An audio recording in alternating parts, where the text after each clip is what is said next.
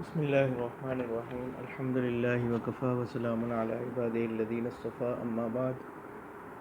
سلسلہ دروس قرآن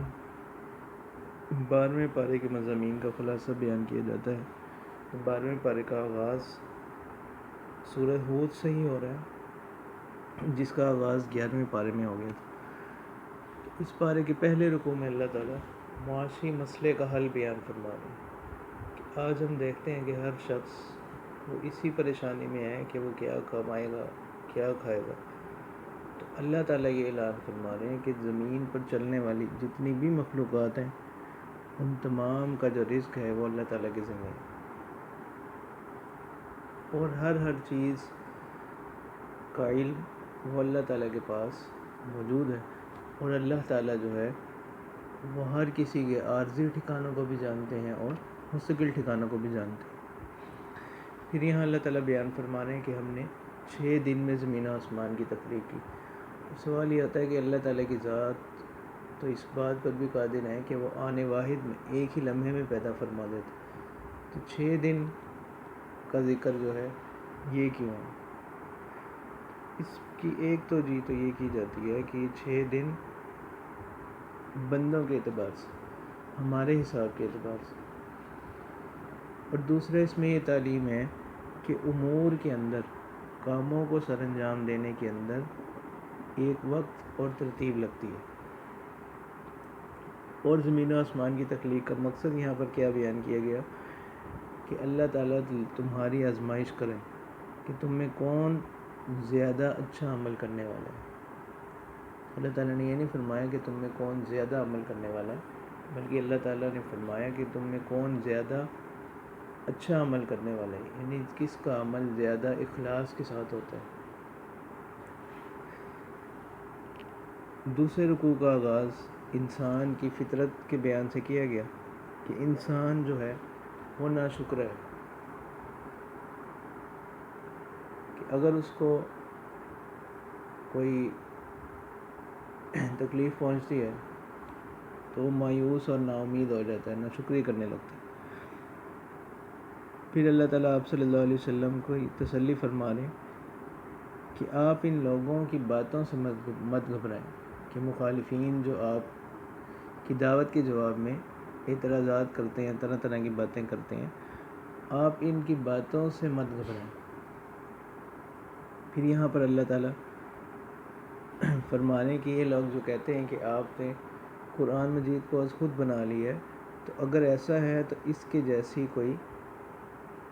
10 صورتیں بنا کر دکھلائیں۔ تو اللہ تعالیٰ فرماتے ہیں کہ یہ ہرگز ایسا نہیں کر سکتے۔ تو جب یہ ہرگز ایسا نہیں کر سکتے تو آپ جان لیں کہ یہ جو ہے اللہ تعالیٰ کی طرف سے نازل کی ہوئی کتاب ہے۔ پھر اللہ تعالیٰ فرما رہے ہیں کہ وہ لوگ جو اپنے کاموں کا صلہ دنیا میں ہی چاہتے ہیں، جو دنیا کے طلبگار لوگ ہیں کہ ان کے ہر کام سے مقصود دنیاوی فائدہ ہوتا ہے، تو ایسے لوگوں کا آخرت میں کوئی حصہ نہیں۔ اس کے بعد اللہ تعالیٰ فرما رہے ہیں کہ ظالم لوگ کون لوگ ہیں۔ ان کا تذکرہ کرتے ہوئے اللہ تعالیٰ فرماتے ہیں کہ ظالم لوگ وہ ہیں جو اللہ تعالیٰ کے راستے سے لوگوں کو روکنے والے ہیں، ہدایت کے راستے سے لوگوں کو روکتے ہیں، اور دین کے اندر نئی نئی باتیں تلاش کرتے ہیں، یعنی ایسی باتیں چاہتے ہیں کہ جن سے انہیں عمل نہ کرنا پڑے۔ پھر اس رکوع کے آخر میں مومن اور کافر کی مثال دی گئی کہ اللہ تعالیٰ فرماتے ہیں مثل الفریقین کالاعمیٰ والاصم والبصیر والسمیع، جیسا کہ وہ شخص جو نابینا ہو اور دوسرا شخص جو ہے وہ دیکھنے والا ہو، اور اسی طرح وہ شخص جو گونگا ہو، بہرا ہو، وہ سنتا نہ ہو، اور دوسرا وہ شخص جو سنتا ہو، تو کیا یہ دونوں برابر ہو سکتے ہیں؟ تو جس طرح یہ دونوں برابر نہیں ہو سکتے، اسی طرح وہ شخص جو مومن ہے اور وہ شخص جو کافر ہے دونوں برابر نہیں ہو سکتے۔ تیسرے اور چوتھے رکوع میں حضرت نوح علیہ السلام کا قصہ جو ہے وہ مذکور ہے، اور یہ پہلے بھی گزر چکا، 8ویں پارے کے اندر. تو حضرت نوح علیہ السلام یہ اللہ تعالیٰ کے برگزیدہ نبی ہیں. ان کی قوم شرک میں مبتلا تھی. اللہ تعالیٰ نے ان کی اصلاح کے لیے اپنی دعوت ان تک پہنچانے کے لیے حضرت نوح علیہ السلام کو ان لوگوں کی طرف بھیجا. تو وہ ایک طویل عرصہ تک ان کو اللہ کے دین کی طرف پکارتے رہے، بلاتے رہے، لیکن سوائے چند لوگوں کے کوئی بھی ان پر ایمان نہ لے کر آیا. تو اب اللہ تعالیٰ نے ان کو حکم دیا کہ آپ ایسا کریں کہ آپ ایک کشتی بنائیں جیسا ہم آپ کو ہدایت کرتے ہیں. آپ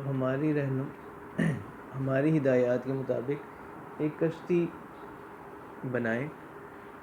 تو اس سے معلوم ہوا کہ وحی کی جو تعلیمات ہیں وہ جس طرح شرعی دینی تعلیمات ہوتی ہیں، اسی طرح دنیا کے جو امور ہیں ان کی جو تعلیمات ہیں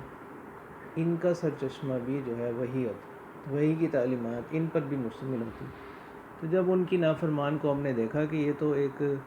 کشتی بنا رہے ہیں، جہاز بنا رہے ہیں، تو ان لوگوں نے مذاق اڑانا شروع کر دیا کہ خشکی کے اوپر یہ کیسے چلے گی. تو اللہ تعالیٰ نے فرمایا کہ آپ اسی طرح بناتے رہیں. جس وقت یہ کشتی بنا لی گئی تو اب اللہ تعالیٰ نے ان کو حکم دیا کہ آپ اس میں تمام جو مومنین ہیں ان کو سوار کریں. جب ان کو سوار کیا گیا تو اللہ تعالیٰ کی طرف سے حکم ہوا، زمین نے اپنا پانی اگل دیا اور آسمان سے پانی برسا، یہاں تک کہ تمام روئے زمین پر پانی ہی پانی ہو گیا. اور تمام لوگ جو اس کشتی میں سوار نہیں تھے وہ تمام لوگ ہلاک ہو گئے. صرف وہ لوگ بچے جو کہ اس کشتی میں سوار تھے. اور بالآخر جو ہے کشتی جودی پہاڑ پر جا کر رکی. اور پھر آئندہ کے لیے جو نسل انسانی ہے وہ انہی لوگوں سے چلی. اسی مناسبت سے حضرت نوح علیہ السلام کو آدم ثانی بھی کہا جاتا ہے. تو اب یہاں پر اہم بات یہ ہے کہ جو لوگ غرق ہو گئے نافرمان لوگوں میں حضرت نوح علیہ السلام کا بیٹا بھی تھا. حضرت نوح علیہ السلام نے اس کے لیے اللہ تعالیٰ سے فریاد کی تو اللہ تعالیٰ نے بتلایا کہ یہ آپ کے اہل میں سے نہیں ہے. حضرت نوح علیہ السلام نے اللہ تعالیٰ سے عرض کی کہ آپ کا وعدہ تھا کہ جو میرا اہل کے لوگ ہوں گے ان کو آپ بچائیں گے. تو اللہ تعالیٰ نے فرمایا کہ اے نوح انہ لیس من اہلک، کہ یہ جو آپ کا بیٹا ہے یہ آپ کے اہل میں سے نہیں ہے. مطلب یہ کہ جب اس نے آپ کی دعوت کو ٹھکرا دیا، آپ کی دعوت پر ایمان نہیں لایا،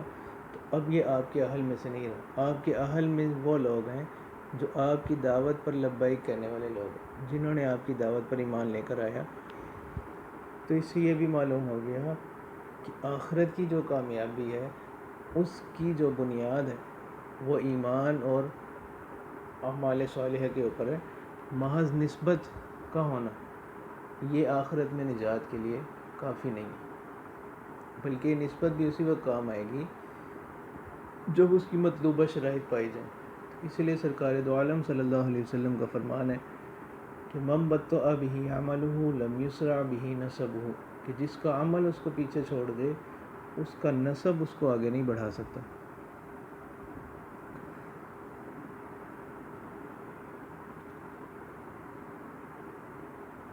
اور اسی طرح اگلا رکوع جو 5واں ہے اس میں اللہ تعالیٰ قوم عاد کا قصہ ذکر فرما رہے ہیں. قوم عاد ان کی طرف حضرت ہود علیہ السلام کو بھیجا گیا تو وہ بھی ان کو ایک پروردگار کی طرف پکارتے رہے، لیکن ان لوگوں نے ان کی بات کو نہیں مانا، ان کی دعوت کو نہیں مانا، بلکہ الٹا انہوں نے کہنا شروع کر دیا کہ ہمارا خیال ہے کہ ہمارے کسی معبود نے آپ کو معاذ اللہ بدحواس کر دیا جس کی وجہ سے آپ ایسی باتیں کرتے ہیں. الغرض اس قوم پر بھی اللہ تعالیٰ کی طرف سے عذاب آیا اور وہ تمام لوگ ہلاک ہو گئے. ان کا جو تفصیلی قصہ ہے وہ بھی 8ویں پارے میں گزر چکا. چھٹا رکوع جو ہے وہ مشتمل ہے قوم سمود کے قصے پر. قوم سمود یہ بڑی متمدن قوم تھی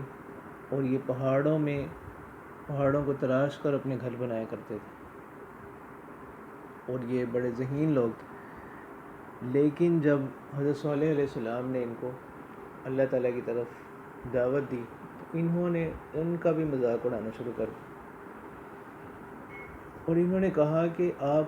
سے تو ہمیں بڑی امیدیں تھیں، آپ تو ہمارے معاشرے کے سمجھدار لوگوں میں سے تھے، تو آپ کن کاموں میں لگ گئے؟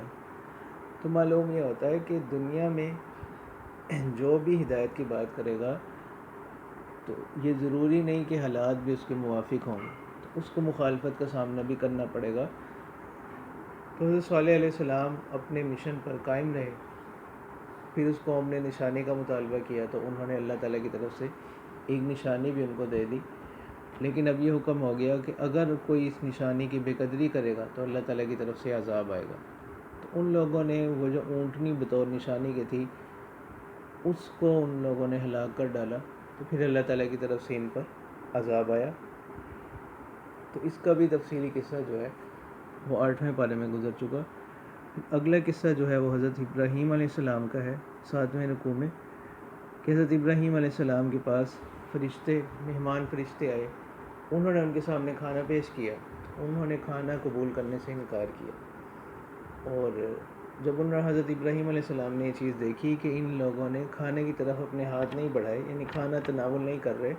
تو وہ بڑے پریشان ہو گئے، کیونکہ اس معاشرے کا یہ دستور تھا کہ اگر کوئی کسی کے گھر سے کھانا نہیں کھاتا تھا تو یہ چیز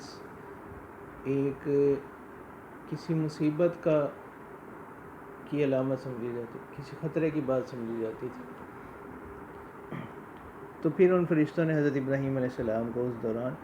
ایک بیٹے کی بشارت دی، اور جبکہ ان کی بھی اور ان کی بیوی کی بھی عمر بہت زیادہ ہو چکی تھی، اور پھر ان فرشتوں نے بتلایا کہ ہم قوم لوط کی طرف بھیجے گئے، یعنی ایک تو آپ کو بشارت دینی تھی، دوسرا ہم نے قوم لوط پر جو ہے ان کی نافرمانیوں کے سبب اللہ تعالیٰ نے ہمیں بھیجا کہ ہم اللہ تعالیٰ کا عذاب ان پر نازل ہو۔ تو جس وقت یہ فرشتے یہ نوجوان حسین نوجوانوں کی شکل میں تھے تو یہ قوم لوط حضرت لوط علیہ السلام کے پاس گئے، تو ان کی جو قوم تھی وہ بدفعلی کے مرض میں مبتلا تھی، تو وہ تمام لوگ جمع ہو گئے اور انہوں نے حضرت لوط علیہ السلام سے مطالبہ کیا کہ آپ یہ نوجوان ہمارے حوالے کریں۔ تو یہ ایسے برے کام میں مبتلا تھے جو ان سے پہلے کسی نے بھی نہیں کی۔ تو ان فرشتوں نے پھر حضرت لوط علیہ السلام کو بتلایا کہ آپ گھبرائیں نہیں، بلکہ ہم اللہ تعالیٰ کی طرف سے بھیجے ہوئے فرشتے ہیں، تو یہ لوگ ہرگز جو ہے آپ لوگوں کو کوئی نقصان نہیں پہنچا سکیں گے، تو آپ اپنے اہل کو لے کر یہاں سے رات کے وقت نکل جائیں۔ تو ان کی بستیاں جو ہیں وہ الٹ دی گئیں، ان لوگوں کی بستیاں، اور آسمان سے ان پر پتھر برسائے گئے۔ 8ویں رکوع میں جو قصہ ہے وہ اہل مدین کا ہے، حضرت شعیب علیہ السلام ان لوگوں کی طرف بھیجے گئے، اس کا بھی تفصیلی قصہ جو ہے وہ 8ویں پارے میں گزر چکا، اور کچھ حصہ اس کا 9ویں پارے میں، کہ حضرت شعیب علیہ السلام نے ان کو توحید کی طرف دعوت دی اور ان کو بتلایا کہ اپنے معاملات کو درست کریں۔ تو انہوں نے بجائے اس کے کہ حضرت شعیب علیہ السلام کی باتوں کو تسلیم کرتے، انہوں نے کہنا شروع کر دیا کہ کیا آپ کی نماز آپ کو یہی حکم دیتی ہے کہ آپ ہمیں اس بات سے روکتے ہیں کہ ہم اپنے مالوں کو جیسے چاہیں استعمال کریں؟ تو یہ بالکل وہی نظریہ اور سوچ ہے جو آج کل بہت سے دیندار لوگ بھی یہی بات کہتے ہیں، وہ یہ سمجھتے ہیں کہ دین صرف نماز روزے کا نام دین ہے، باقی ہمارے معاملات چاہے جیسے بھی ہوں، حلال کی اس میں حلال حرام کی تمیز ہو یا نہ ہو، ہمارے معاملات سود پر ہیں یا کس طرح ہیں، ان چیزوں کی کوئی پرواہ نہیں ہوتی۔ اور یہاں پر جو ایک بڑا مقصد حضرت شعیب علیہ السلام نے بیان کیا اپنی قوم کے سامنے، وہ یہ کہ ان ارید الا الاصلاح ما استطعت، یعنی میں تو صرف جہاں تک مجھ سے ہو سکے میں اصلاح چاہتا ہوں، بہتری چاہتا ہوں۔ تو الغرض جب انہوں نے بھی حضرت شعیب علیہ السلام کی دعوت کو نہیں مانا تو ان پر اللہ تعالیٰ کی طرف سے عذاب آیا۔ تو ان نافرمان قوموں کے قصوں میں چند نصیحتیں ہیں۔ ایک تو یہ کہ جتنے بھی انبیاء گزرے ان تمام انبیاء نے اپنی اپنی قوم کو توحید کا درس دی، تو یہ جو توحید کی دعوت ہے یہ تمام انبیاء کے درمیان مشترک رہی،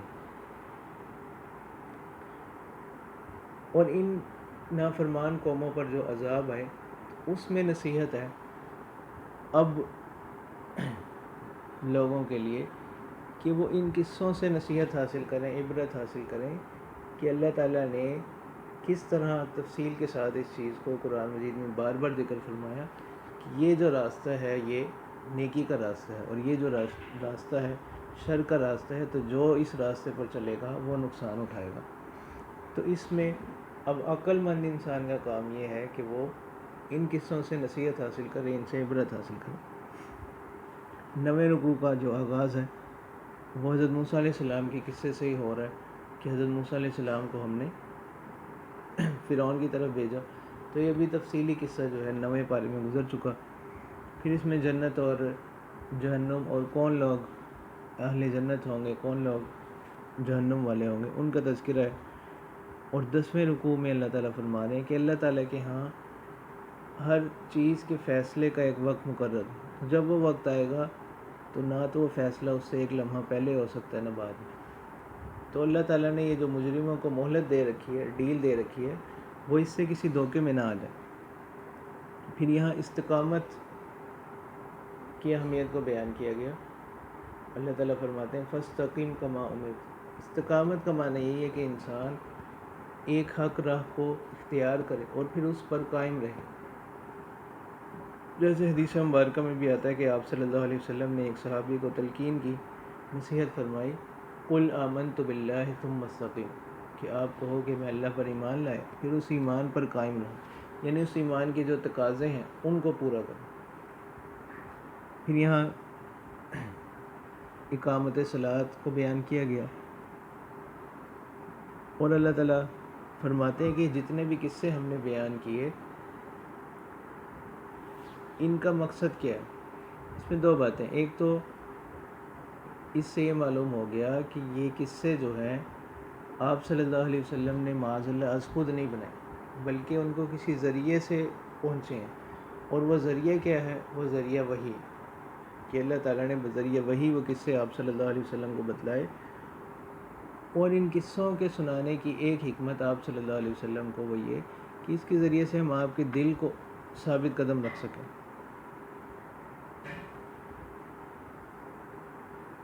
اور اس کے ساتھ ساتھ اللہ تعالیٰ فرماتے ہیں کہ یہ ان میں نصیحت ہے اور یاد دہانی ہے ایمان والوں کے لیے۔ اور اللہ تعالیٰ فرماتے ہیں کہ جو لوگ ابھی بھی ایمان والے نہیں ہیں، ایمان نہیں لاتے، آپ ان سے کہہ دیجئے کہ آپ اپنی جگہ عمل کرتے رہیں، ہم اپنی جگہ عمل کرنے والے ہیں، آپ بھی انتظار کریں، ہم بھی انتظار کرتے ہیں کہ بالآخر انجام کس کے ساتھ کیا ہوتا ہے۔ اور اللہ تعالیٰ فرماتے ہیں کہ زمین و آسمان اور جو کچھ اس میں ہوتا ہے یہ تمام اللہ ہی کی طرف لوٹائے جائیں گے۔ تو جب یہ اللہ ہی کی طرف لوٹائے جائیں گے تو اب ایک عقل مند انسان کو چاہیے کہ وہ صرف اللہ ہی کی عبادت کرے۔ اور اللہ تعالیٰ فرماتے ہیں کہ اللہ تعالیٰ بندوں کے اعمال سے بے خبر نہیں۔ سورہ یوسف اس کے 12 رکوع ہیں اور 111 آیات ہیں۔ تو سورہ ہود کے بعد اس پارے میں جو دوسری صورت ہے وہ سورہ یوسف ہے، جس کا کچھ حصہ جو ہے وہ 12ویں پارے میں اور کچھ حصہ جو ہے 13ویں پارے میں مذکور ہے۔ تو سورہ یوسف اس میں چونکہ حضرت یوسف علیہ السلام کا قصہ مذکور ہے تو اسی مناسبت سے اس کا نام سورہ یوسف رکھا گیا۔ اور یہ قرآن مجید کا واحد قصہ ہے جو ایک ہی ترتیب کے ساتھ، اسلوب کے ساتھ ایک ہی جگہ جو ہے وہ سارا قصہ تفصیل کے ساتھ بیان کیا گیا۔ وگرنہ تو قرآن مجید کا جو موضوع جو ہے وہ قرآن مجید کوئی تاریخ کی کتاب نہیں ہے کہ ایک بڑے ترتیب کے ساتھ کسی قصے کو بیان کرے، بلکہ قرآن مجید میں جہاں جتنا ضروری ہوتا ہے وہاں اتنا کوئی قصہ جو ہے وہ بیان کر دیا جاتا ہے، اس کا صرف وہی جز بیان کیا جاتا ہے کہ جہاں اس کی ضرورت ہوتی ہے، جس کی اہمیت ہوتی ہے۔ تو لیکن یہ واحد قصہ ہے قرآن مجید کا، یہ ایسا ہے کہ یہ پورا ترتیب کے ساتھ ایک ہی اسلوب کے ساتھ ایک ہی جگہ جو ہے تفصیل کے ساتھ سارا بیان کیا گیا۔ اور اس قصے کے اندر مختلف جو ہے اللہ تعالیٰ نے عبرت کا سامان رکھا ہے، نصیحت کا سامان رکھا ہے، اور اس میں اس کے ساتھ ساتھ آپ صلی اللہ علیہ وسلم کے لیے بھی تسلی کا سامان رکھا۔ تو اس کے پہلے رکوع میں اللہ تعالیٰ فرماتے ہیں کہ یہ جو قصہ ہے یہ احسن القصص، اس کو اللہ تعالیٰ قرار دے رہا ہے کہ قصوں میں بہترین قصہ جو ہے وہ یوسف علیہ السلام کا قصہ ہے۔ اور اس کی ابتدا اس طرح ہوئی کہ یوسف علیہ السلام کے جو والد تھے حضرت یعقوب علیہ السلام، ان کے بہت سے بیٹے تھے، لیکن ان بیٹوں میں وہ یوسف علیہ السلام کو جو ہے اہمیت دیتے تھے۔ تو یوسف علیہ السلام نے ایک مرتبہ خواب میں دیکھا اور انہوں نے اس خواب کا اپنے والد سے تذکرہ کیا، انی رأیت احد عشر کوکبا والشمس والقمر رأیتہم لی ساجدین، کہ 11 ستارے اور سورج اور چاند، ان کو میں دیکھتا ہوں کہ یہ مجھے سجدہ کر رہے ہیں۔ تو اسی وقت ان کے والد چونکہ خود بھی نبی تھے، وہ سمجھ گئے، تو انہوں نے ان سے فرمایا لا تقصص رؤیاک علی اخوتک، کہ اپنے بھائیوں کو آپ نے یہ خواب بیان نہیں کرنا، اگر ان کو یہ بیان کریں گے تو وہ حسد کے اندر، دشمنی کے اندر فیکیدوا لک کیدا، آپ کے بارے میں مختلف نقصان پہنچانے کی آپ کو تدبیریں کریں گے، سازشیں کریں گے۔ تو پہلی بات تو یہ معلوم ہو گئی کہ حسد کتنی مہلک چیز ہے، کہ کسی کی ترقی دیکھ کر، کسی کی خوشی دیکھ کر، کسی کا کوئی منصب دیکھ کر حسد کس طرح انسان کو انتقامی کارروائیوں تک لے جاتا ہے۔ اسی لیے سرکار دو عالم صلی اللہ علیہ وسلم نے فرمایا کہ حسد سے بچو، ان کی نیکیوں کو اس طرح کھا جاتا ہے جیسا کہ لکڑی آگ لکڑی کو کھا جاتی ہے۔ اور جب بھائیوں نے دیکھا کہ یہ ان کو بہت زیادہ توجہ دی جاتی ہے ہمارے اوپر، تو وہ ایک دن انہوں نے آپس میں کوئی مشورہ کیا کہ ہم ان کو جو ہے نا کوئی، یا تو ہم ان کو شہید کر دیتے ہیں یا اس کو کہیں دور دراز چھوڑ آتے ہیں، تو اس طرح یہ ہوگا کہ ہمارے والد کی جو ساری توجہ اور ساری عنایات ہیں وہ ہماری ہی طرف ہو جائیں گی، اور اس میں ان کی جو اب توجہ اور محبت یوسف علیہ السلام کی طرف ہے تو وہ ساری ہماری طرف لوٹ آئے گی۔ تو ان میں سے ایک بھائی نے مشورہ یہ دیا کہ ان کو قتل نہیں کرتے، البتہ ایسا کرتے ہیں کہ ان کو ہم کسی گہرے کنویں میں پھینک دیں گے، تو وہاں سے کوئی بھی قافلہ آتے جاتے وہ ان کو لے جائے گا، تو اگر تم نے واقعی کچھ کرنا ہے تو ایسا کوئی کام کر لو۔ تو الغرض انہوں نے منصوبہ بنایا اور یہ اپنے والد کی خدمت میں آئے، اور انہوں نے کہا کہ آپ ان کو ہمارے ساتھ بھیجیں کہ ہم تفریح پہ جا رہے ہیں، وہاں پر یہ بھی ہمارے ساتھ کھیلیں کودیں۔ تو حضرت یعقوب علیہ السلام نے پہلے تو کچھ تشویش کا اظہار کیا، لیکن بعد میں جب انہوں نے یقین دلایا تو وہ آمادہ ہو گئے، اور انہوں نے حضرت یوسف علیہ السلام کو بھائیوں کے ساتھ بھیج دیا۔ تو اب انہوں نے یہ کیا کہ حضرت یوسف علیہ السلام کو ایک کنویں میں ڈال دیا، اور ان کے کرتے پر جو ہے کچھ خون لگا کر یہ لے آئے اپنے والد کے پاس، اور ان کو بتلایا کہ ان کو ہم اپنے کاموں میں مشغول تھے کہ ایک بھیڑیا آیا اور اس نے جو ہے حضرت یوسف علیہ السلام کو جو ہے وہ کھا لیا ہے، اور یہ ان کی قمیص ہے جس پہ جو ہے نا ان کا خون لگا ہوا ہے۔ تو حضرت یعقوب علیہ السلام نے اس وقت یہی جواب دیا کہ اب صبر کے علاوہ کوئی چارہ نہیں ہے، اور جو کچھ تم بیان کر رہے ہو اس کی حقیقت کے بارے میں اللہ ہی سے مدد طلب کی جا سکتی ہے۔ اور ادھر دوسری طرف یہ ہوا کہ ایک قافلے کو حضرت یوسف علیہ السلام ملے، اور انہوں نے آگے جا کر ان کو فروخت کر دیا۔ تو اس کے تیسرے رکوع میں اب یہاں سے آگے قصہ شروع ہوتا ہے کہ حضرت یوسف علیہ السلام کو وہ پہنچتے پہنچتے وہ مصر کے بازار تک پہنچ گئے، تو وہاں ان کو مصر کا جو گورنر تھا اس کے ہاں کوئی اولاد بھی نہیں تھی، تو اس نے جو ہے ان کو لے لیا، اور اس کی بیوی نے کہا کہ ہم ان کو اپنے پاس رکھیں گے، ان کو اپنا بیٹا بنا لیں گے۔ ادھر یہ معاملہ پیش آیا کہ حضرت یوسف علیہ السلام چونکہ بہت زیادہ خوبصورت تھے، عزیز کی جو بیوی تھی وہ ان پر مفتون ہو. اس کی توجہ جو ہے حضرت یوسف علیہ السلام پر پڑی، اور اس نے حضرت یوسف علیہ السلام کو گناہ کی طرف آمادہ کرنا چاہا. تو حضرت یوسف علیہ السلام کو وہ ایک ایسی جگہ لے گئی کہ جہاں بہت سے دروازے تھے اور ہر دروازہ وہ بند کرتی گئی. اس وقت اس نے حضرت یوسف علیہ السلام کو برائی کی طرف بلایا، اور حضرت یوسف علیہ السلام اس برائی سے دور بھاگے. تو اللہ تعالیٰ کی طرف سے ایسا انتظام ہوا کہ وہ بند دروازے خود بخود کھلتے چلے گئے، یہاں تک کہ جب وہ بالکل وہاں سے باہر نکلے تو سامنے عزیز مصر کھڑا ہوا تھا. تو اب اس کی بیوی نے اپنے اوپر سے بات ختم کرنے کے لیے سارا الزام حضرت یوسف علیہ السلام پر لگایا. تو اس وقت ایک بچہ جو اسی خاندان سے تھا اس نے گواہی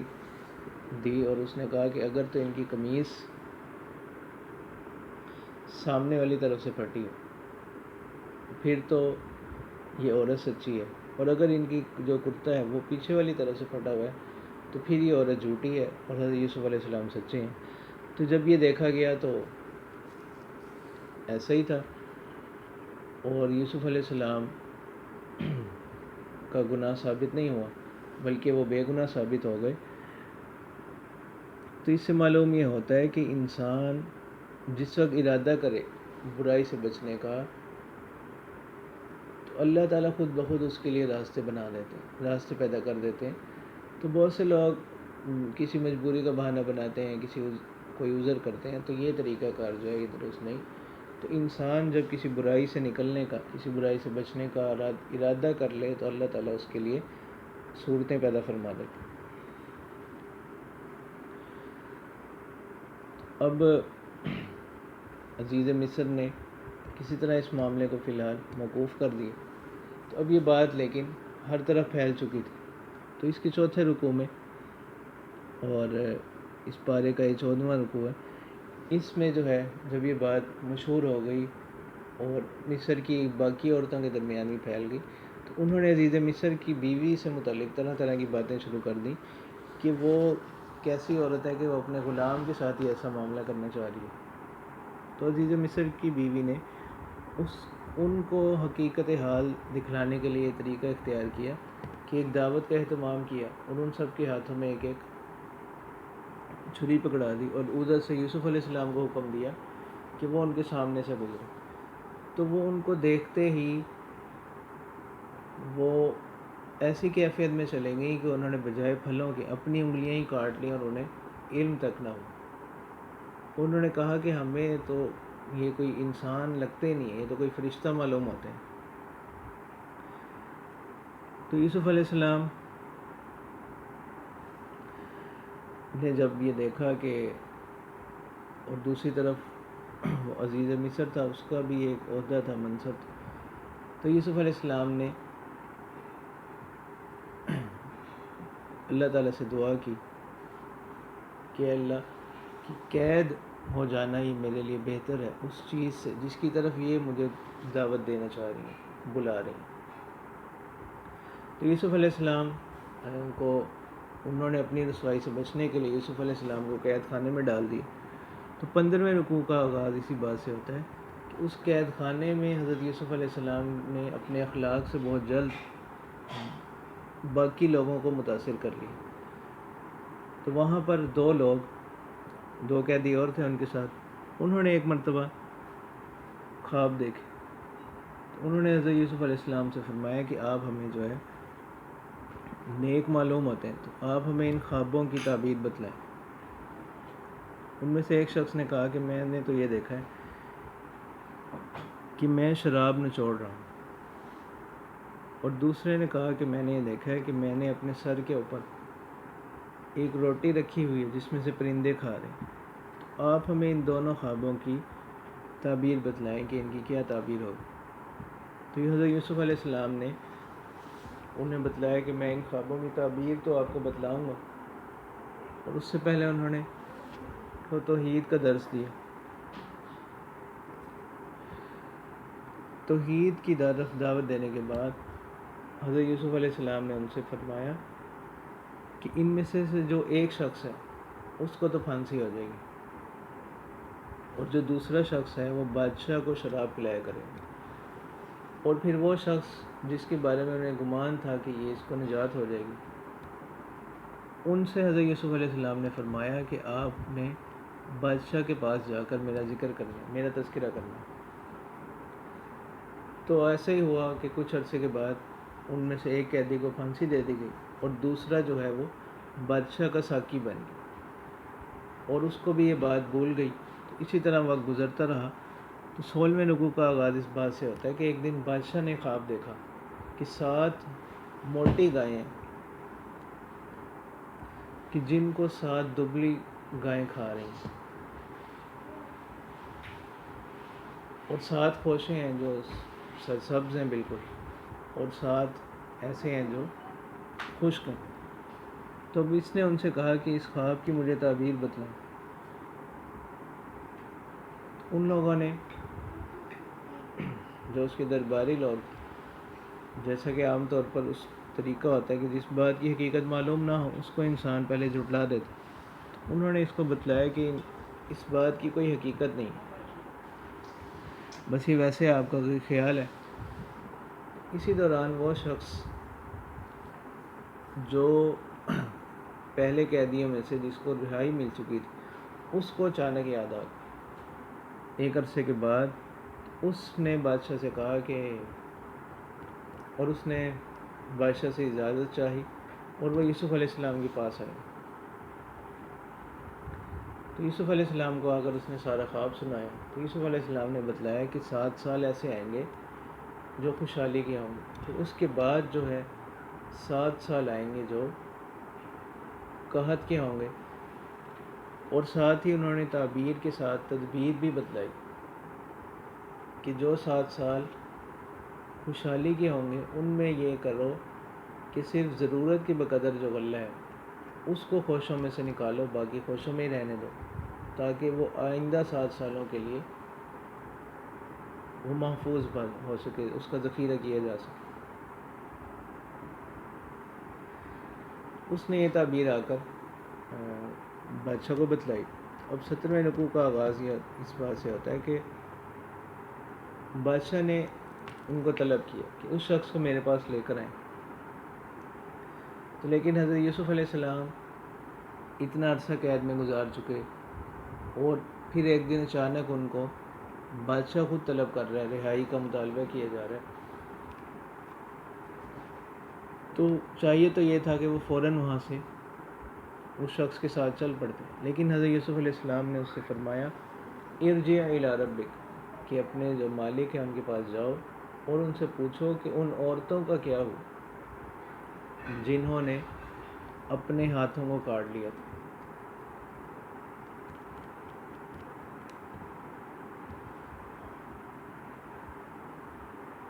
تو اس نے آ کر بتلایا، تو پھر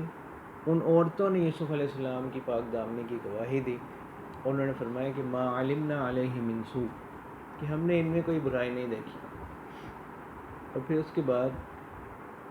عزیز مصر کی بیوی، جو کہ اس پورے مقدمے کی بنیاد وہی عورت بنی تھی، اس نے بھی بالآخر جو ہے گواہی دی حضرت یوسف علیہ السلام کی پاک دامنی کی۔ انہوں نے اعتراف کیا کہ میں نے ہی ان کو بہکایا پھسلایا تھا، اور یہ سچے لوگوں میں سے۔ اور پھر اسی پارے کے آخر میں اللہ تعالیٰ فرماتے ہیں کہ اللہ تعالیٰ جو خیانت کرنے والوں کے مکر ہوتے ہیں ان کو اللہ تعالیٰ کبھی بھی دیر تک باقی نہیں رکھتے، ان کو اللہ تعالیٰ نہیں راہ دکھاتے۔ تو اس سے دوسری طرف یہ معلوم ہوتا ہے کہ وہ لوگ جو حق کے راستے پر چلنے والے ہوں، سچائی کے راستے پر چلنے والے ہوں، ان کی زندگیوں میں اگر آزمائشیں بھی آئیں، تکلیفیں بھی آئیں، تو وہ آزمائشیں اور تکلیفیں وہ ہمیشہ نہیں رہتی، اور اگر ان کی زندگیوں میں کوئی آزمائش، کوئی تکلیف آتی بھی ہے یا کوئی رسوائی بھی آتی ہے، تو اللہ تعالیٰ اس رسوائی سے، اس آزمائش سے، اس تکلیف سے ان کو